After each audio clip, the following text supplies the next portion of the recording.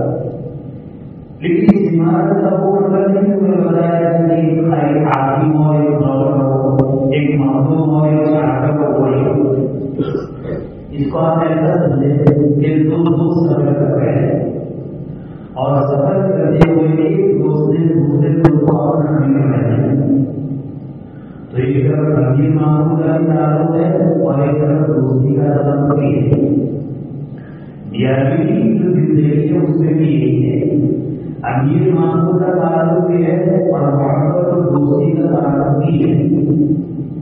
لہٰذا سامنے مشورہ تو نہیں ہے، ہاں فیصلہ فرض رہے گا، بات فرض مانی جائے گی. وہاں پر اور یہ سوچے کہ ہماری بات بہت مانی جائے، ہم جو ہے وہ چاہیے تو ان کی بہت بڑی غلطی ہے، ان کی بہت بڑی ناراضگی ہے. اور جس قوموں نے اس بات کا مطالبہ ہے ہماری مانی جائے، ہم گھر میں بڑی برکت ہے، وہاں دنیا کا نظام خراب ہو گیا، گھریلو نظام خراب ہو گیا. اور گھریلو جو ایک بہترین انتظام تھا تربیت کے اعتبار سے، ادب کے اعتبار سے، امور خاندانی اس بند کے اعتبار سے وہ نظام خراب ہو گیا. اس کو مجھے بتانا ہے کہ شوہر کا حق کیا ہے، شوہر کی حیثیت کیا ہے. نبی کریم صلی اللہ علیہ وسلم نے بڑی بات ارشاد فرمائی اور دوسرے خطابے عورتوں میں معلوم ہے تمہارے شوہر کا مرتبہ اور مقام کیا ہے. شوہر کا مرتبہ اور مقام یہ ہے کہ جس عورت کا اس کے شوہر کی حیاتی میں انتقال ہو جائے اور ایسی حالت میں انتقال ہو کہ اس عورت کا شوہر اس سے راضی ہو تو شوہر کی رضامندی کی حالت میں انتقال کرنے والی عورت کی اللہ تعالیٰ مغفرت کروانا ہے.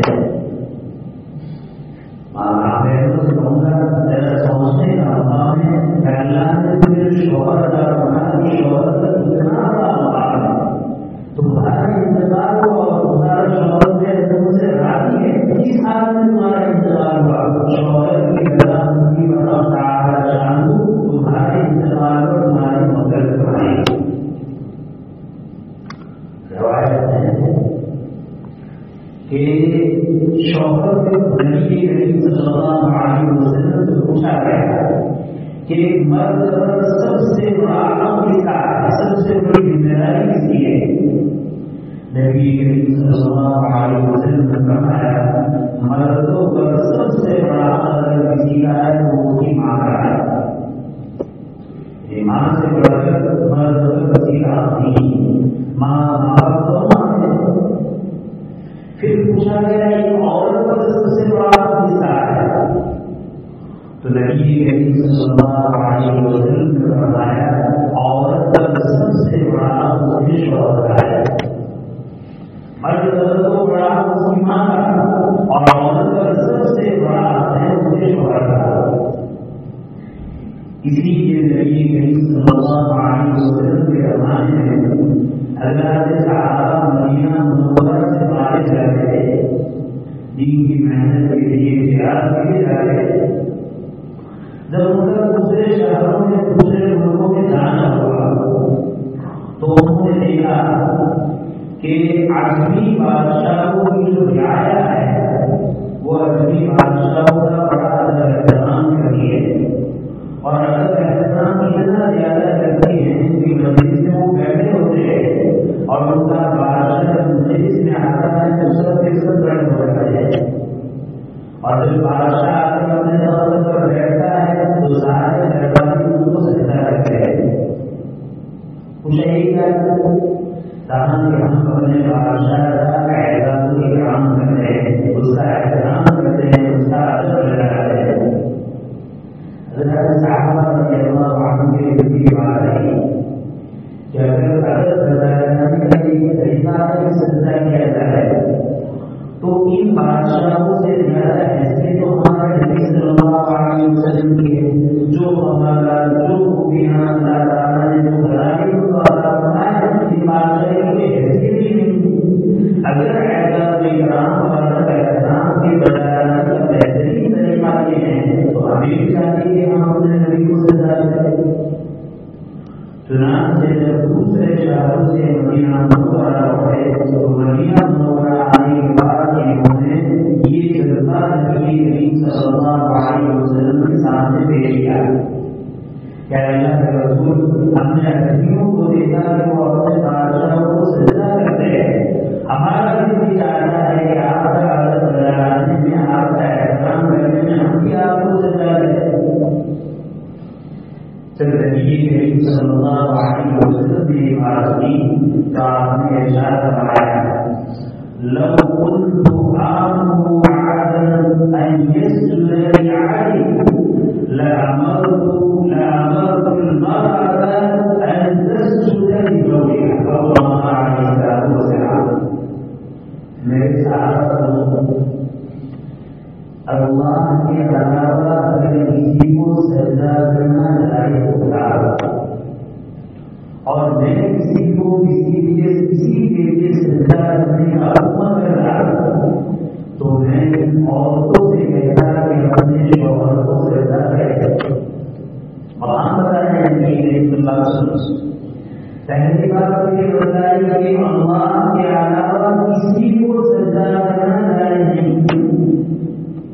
سجدہ اللہ کی بندگی ہے، اللہ کا حق ہے، اللہ کی عبادت ہے، لہٰذا بندگی کا حق اللہ کے علاوہ کسی کو دینا حرام ہے. پھر اس کے بعد عورتوں سے بتایا کہ تمہیں معلوم ہے تمہارے شوہروں کا حق کیا ہے. اگر آپ تعالیٰ شانہ نے اپنے علاوہ کسی اور کے لیے سجدہ کرنا جائز رکھا ہوگا، کسی اور کو سجدہ کرنے کی اجازت دی ہوگی تو میں عورتوں سے کہتا وہ اپنے شوہروں کو سجدہ کرے. مرام ہے دیکھو مخلوق پر سب سے زیادہ فضیلت اللہ تعالیٰ کی ہے. اللہ سے ایک چیز نہیں رکھتی. اللہ کے رسول بتانا چاہتے ہیں کہ دنیا کی عورتوں تمہارے اوپر ادب احترام کے اعتبار سے عبادت اور فرمانبرداری کے اعتبار سے سب سے زیادہ کسی کا حق ہے تو تمہارے شوہر کا ہے. لہٰذا عورتوں کو بھی چاہیے کہ شوہر کو شوہر کا مان دے، شوہر کی حیثیت دے، شوہر کی عادت اور برائی کو تسلیم کرے. حدیث میں ہے کوئی عورت نماز پڑھتی ہے لیکن اس کا شوہر ناراض ہے، ایسی عبادت اللہ کی قابل قبول نہیں.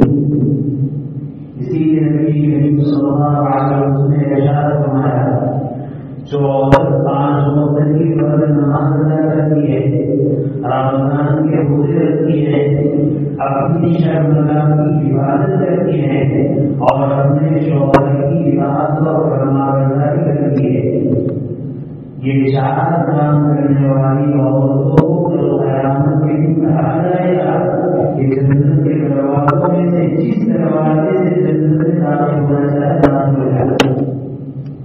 کیا ان 4 کاموں میں کسی ایک کام کو چھوڑا، فرض نماز نہیں پڑھتی ہے یا روزہ نہیں کرتی ہے یا اپنی رات کے اپنی شرمگاہ کی حفاظت نہیں کرتی ہے، یہ تینوں کام کرتی ہے لیکن اپنے شوہر کی اطاعت اور فرمانبرداری نہیں کرتی ہے، اس کے لیے جنت کا بہت مشکل ہے. اگر یہ 4 کام کریں گی تو اس کے لیے اعلان ہوگا کہ جنت کے سارے دروازے کھلے ہوئے ہیں. ان 4 کاموں کی کرنے کی وجہ سے جس دروازے سے جائے جنت داخل ہو جائے. اسی علماء نے کہا ہے کہ اگر عورت روٹی پکانے کے لیے اپنی روٹی کو تندور میں ڈال دے، آج کے دور میں سمجھانے کے لیے کہا کہ روٹی پکانے کے لیے تلے پر ڈال دے اور ایسے وقت میں شوہر کو اپنے خاص ضرورت کو پورا کرنے کے لیے بلائے تو شوہر کو عورت کو یہ فکر نہیں کرنی چاہیے کہ روٹی جل جائے گی، روٹی کو چھوڑ دے اور عورت کی ضرورت کو پورا کرنے کی آگے ہے. نافرمان عورت جس کو شوہر نے بلایا اور نہیں ہے. اسی لیے حدیث میں نبی کریم صلی اللہ علیہ وسلم فرماتے ہیں کسی مرد نے اپنی عورت کو بلایا اور وہ عورت اس کے پاس نہیں آئی تو پوری رات فرشتے اس کے اوپر لعنت کرتے ہیں. اتنا بڑا مقام ہے شوہر کا. آج ہم سے بہت واقع ہے. ہمارا حال یہ ہے ہم اپنے کاموں میں اتنے مست ہیں کہ شوہر کو حیثیت نہیں، شوہر کو دبئی نہیں، شوہر کو مقام نہیں. اگر کوئی ہے شوہر گھر پر آئے وہ صبح نکلا ہوا ہے، دوپہر کو سزا بتاتا ہے، صبح سے نکلا ہوا ہے، شام کو سزا بتاتا ہے اور اپنے کام میں مشغول ہے اور ایسے کام میں کوئی تکلیف نہیں. عورت کا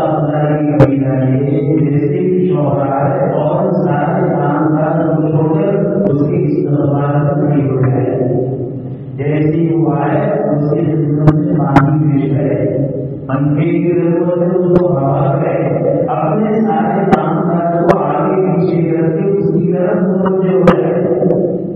اب ہمارا آدمی عورتیں باتوں میں مشغول ہیں، باتوں کو چھوڑنے کے لیے تیار نہیں، قوم میں مشغول ہیں تو قوم کو چھوڑنے کے لیے تیار نہیں۔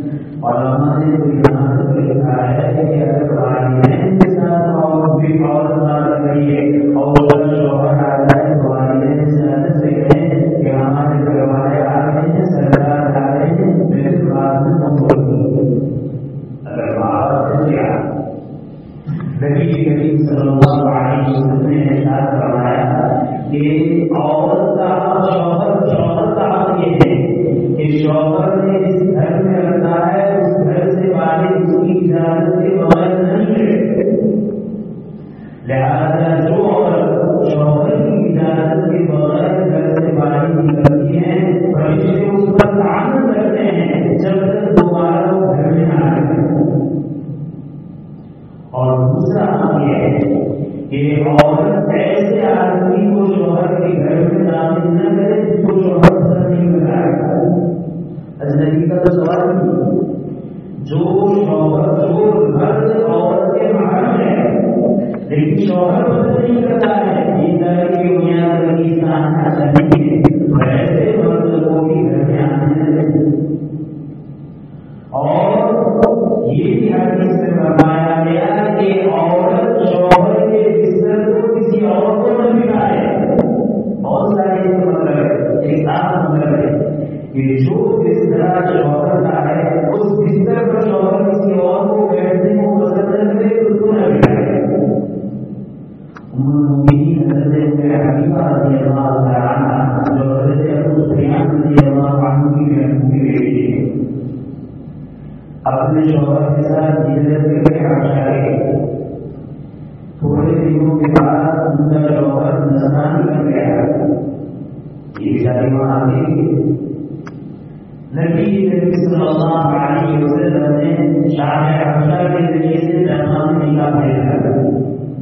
حضرت حبیبہ اپنے گھر میں ہے، ایک باندھی نے دروازہ کھٹکھٹایا، دروازہ کھولا تو دیکھا کہیں باندھی ہے، کیا کام ہے؟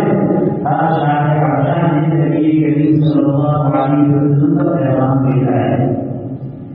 پردیس میں حقیقی نے سہارے کی ضرورت ہے اور نبی کی طرف سے پیغام نے نکالا، بہت خوشی کا اظہار کیا، نکاح ہوا۔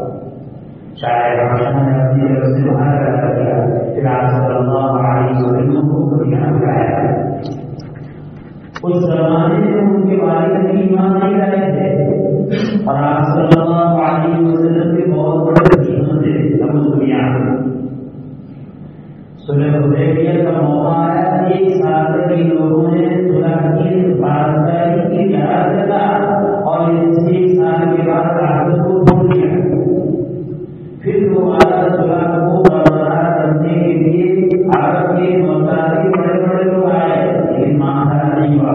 یہاں سے ابو سفیان کیا کرتا، ابو سفیان مدینے میں آئے تو ابو سفیان نے دیکھا یہاں سے رہنے کے لیے کہاں کرنا ہے، تو خیال آیا کہ میری بیٹی یہاں پر ہے، آپ رحمت کے نکاح چنانچہ اسی طریقے سے حضرت حبیبہ کے گھر میں آئے، آپ کو دیکھا بات ہے سوال کیا، لیکن بات جب اس بستر پر بیٹھنے لگے تو نبی کریم صلی اللہ علیہ وسلم کا بستر تھا تو حضرت حبیبہ رضی اللہ تعالیٰ عنہ کو بستر سمیٹ دیا، ہٹا کر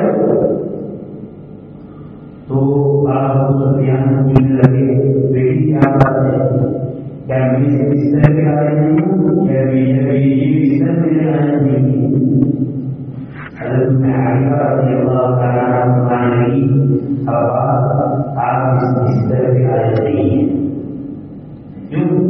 تاکہ اللہ کے رسول کا ذکر ہے اور آپ اللہ کے رسول کے دوسری دشمن ہیں۔ اللہ کے رسول کے دشمن کے لیے ہدایت نہیں کہ وہ اللہ کے رسول کے بستر پر بیٹھے۔ نبی کریم صلی اللہ علیہ وسلم کا ارشاد کسی آدمی کو شوہر کے بستر پر نہ بٹھائے۔ حضرت حبیبہ رضی اللہ تعالیٰ عنہ عملی طور پر دکھائے۔ اب اس دنیا کو بڑا دیا اور وہاں سے وہ میری مسجد ہونے کے بعد اتنی بدل گئی آگے کیا بات ہے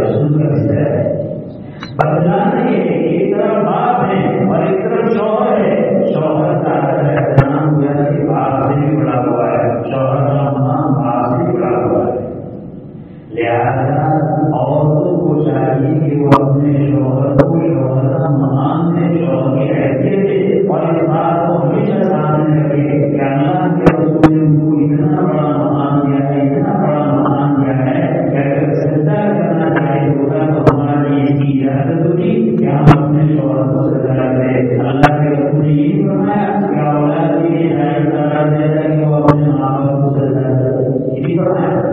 یہ بھی فرمایا شاگردوں کو کہتا ہے کہ اپنے استاد کو سجدہ کرتے، صحابہ کو کہتا ہے کہ مجھے سجدہ کرتے ہی تاکہ اگر ظاہر ہوتا تو میں عورتوں سے کہتا کہ اپنے شوہر کو سجدہ کرتے۔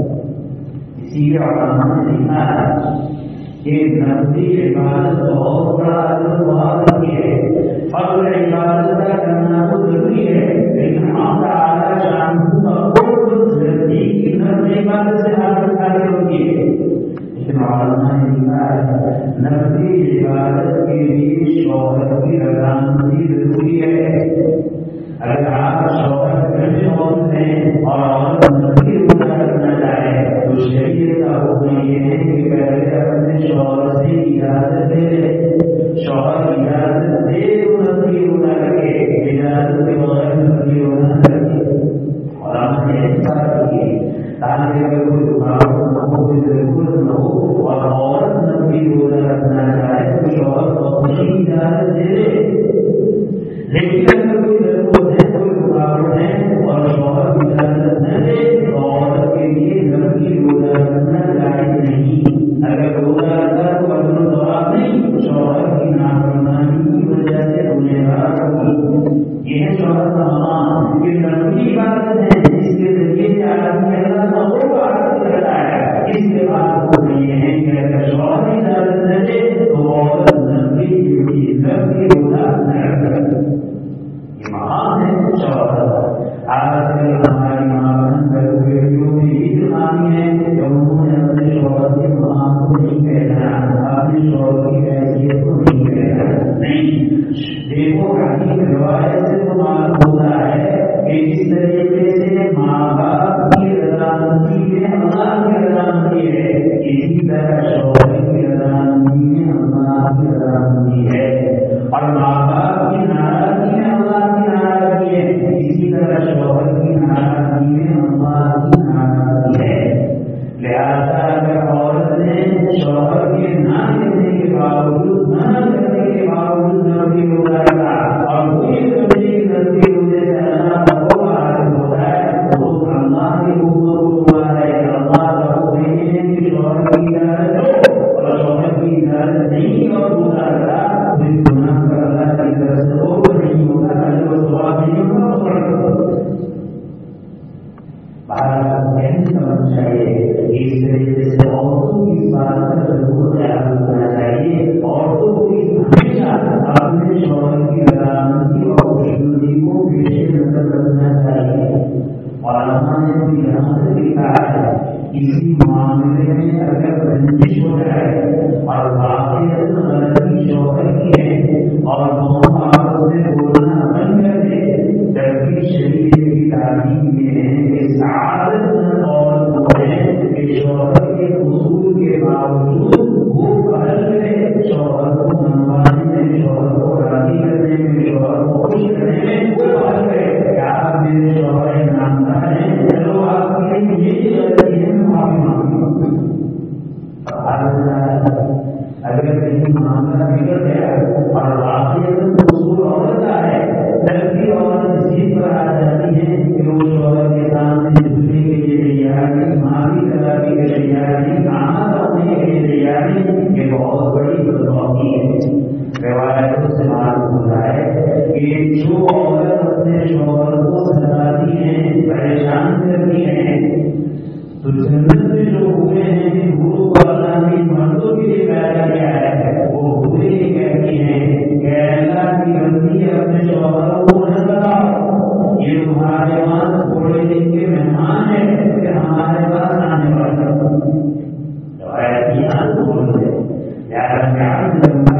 اس طریقے سے شریعت اسلام نے آپ کے حقوق کھول کھول کر بیان کیے ہیں، اسی طرح آپ کا اپنے شوہر کے حقوق کو پہچاننا اور شوہر کے حقوق کا خیال رکھنا یہ بھی انتہا ضروری ہے. اللہ تعالیٰ نے جو باتیں کروائی اللہ تعالیٰ نے سمجھنے کی سوچنے کی اس پر عمل کرنے کی توفیق عطا فرمائے. آمین. الحمد للہ رب العالمین.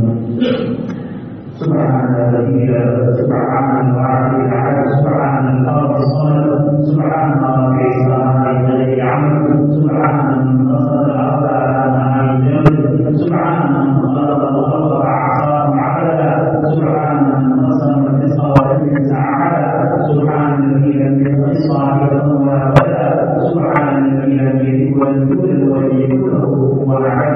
اللهم صل على محمد النبي وأزواجه المؤمنين وذريته وآله كما صليت على إبراهيم إنك حميد مجيد. ربنا آتنا في الدنيا حسنة وفي الآخرة حسنة وقنا عذاب النار. ربنا هب لنا من أزواجنا وذرياتنا قرة أعين واجعلنا للمتقين إماما.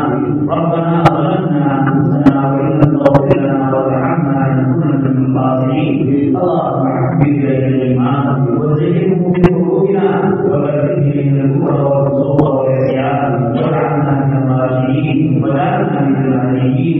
اللهم اغفر لنا من خشيتك ما تحول به بيننا وبين معاصيك ومن طاعتك ما تبلغنا به جنتك ومن اليقين ما تهون به علينا مصائب الدنيا ومتعنا بأسمائنا وأبصارنا وقوتنا ما أحييتنا واجعله الوارث منا ولا تجعلنا على من ظلمنا وانصرنا على من عادانا ولا تجعل مصيبتنا في ديننا ولا تجعل الدنيا أكبر همنا ولا مبلغ علمنا ولا غاية رغبتنا ولا تسلط علينا من لا يخافك ولا يرحمنا.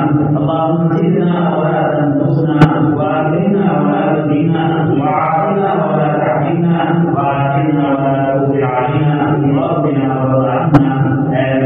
الحمد ہمارے امام کو قبول کرنا ہمارے گناہوں کو معاف کرنا ہمارے خطاؤں سے رد کرنا ہماری سیاحت اور حسنات سے مبدل کرنا. اے اللہ گناہ کرتے تیری سیاح ہو گئے اے اللہ تیری دھندے ہو گئے تیری سخت ہو گئے اے اللہ دنیا کی ساری زندگی سمجھ میں آتی ہے اے اللہ سمجھ میں نہیں آتا تیرا دین سمجھ میں نہیں آتا ہے تیری تیرا قرآن اور تیرا حدیث نبی کی حدیث سمجھ میں نہیں آتی ہے. اے اللہ دنیا کی زندگی کو سمجھنے کی وجہ سے وہ لوگ زندے ہوتے ہیں. میرا ہمارے لوگوں کو آپ کر دیجیے صاف کر دیجیے مجرا کر دیجیے مجرا کر دیجیے.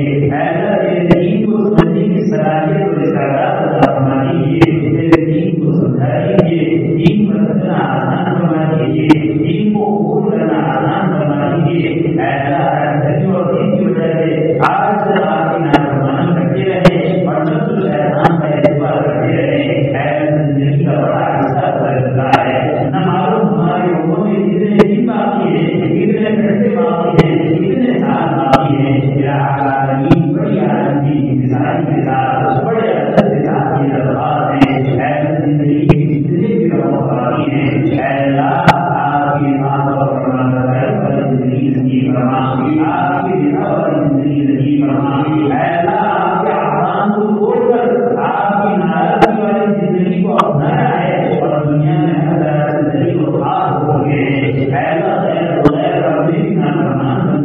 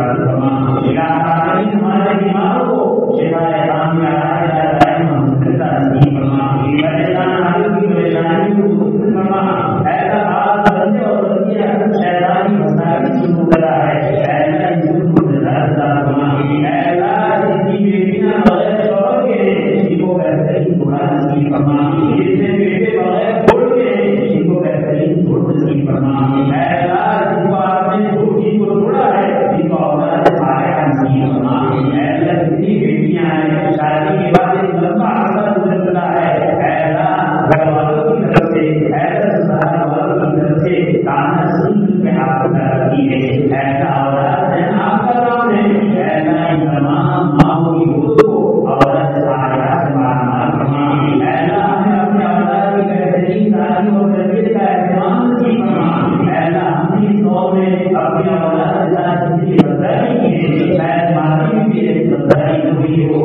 ایسا ہم نے کو بہترین سے بہترین کھلایا پہنایا گھمایا پھرایا لیکن یہ دین سے ان کو معقول رکھا شریعت کی تعلیم سے ان کو معقول رکھا شریعت کے آداب سے ان کو معقول رکھا ایسا اس سے بڑی بسری کوئی نہیں ہے ایسا اس بسر کو معاف کرنا اور ایک تعلیم کی بہترین سے بہترین شربے پیدا کرنا ہمارے جان کو آپ کے خیر مقرر فرما کر زمین کو اور کی حفاظت فرما لوگ نہ کی عذاب فرما لوگ ہے آپ نے خود سے بڑھ کر